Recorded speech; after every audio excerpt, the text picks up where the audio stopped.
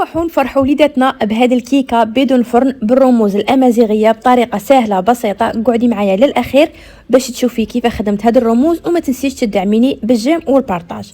جيبي اي كاطو يكون عندك، ماكاو ولا اي كاطو تبغيه انتيا، ديري على جهه وروحي جيبي اي مول يكون عندك، سواء الاسطوري ولا جيبي الحدايد للشدايد. انا جبت حدايدي هادو اللي راني دايرتهم للشدايد. يوم بعدا فينالمون عجبني هذاك الصغير، قلت ندير هذاك الصغير وصاي. ما عندكش ديري الاسطوري ولا اي مول يكون عندك. جيبي المول كيما هكا، وعاودي جيبي كاس تاع شونتيي مع كاس تاع حليب بارد، يكون بارد مليح مكلاصي، وجيبي الباتير وطلعيهم غايه. كي تشوفيهم طلعوا بهذا الشكل وخريهم ابار، روحي جيبي المول تاعك وجيبي الكاطو وديري قهوه، طلعيها بريس ولا تكون عندك، ولا ديري نسكافي كيما انا درت نسكافي.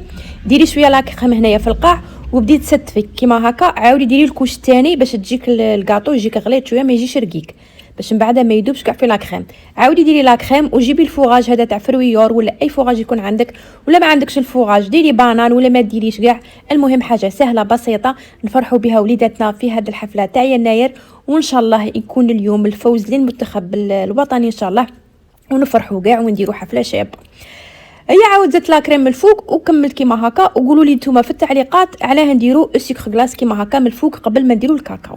هنا كان عندي هذا البورتكلي، قلت ندير كيما هكا باش يجي الرمز تاع الامازيغ، خاطش هذا صعيب شويه، بصح هذا ساهل تنجموا تمقسوه غير هكا بيديكم، تخدموا صغار ديروهم في لي كوتي والكبيره ديروها في الوسط. انا كانت عندي هذيك البورتكلي، قلت نديرها هكا فكره باش تجي شابه. في الاخير جا شباب ما شاء الله. نتمنى تبارطاجوا لا فيديو. مع السلامه.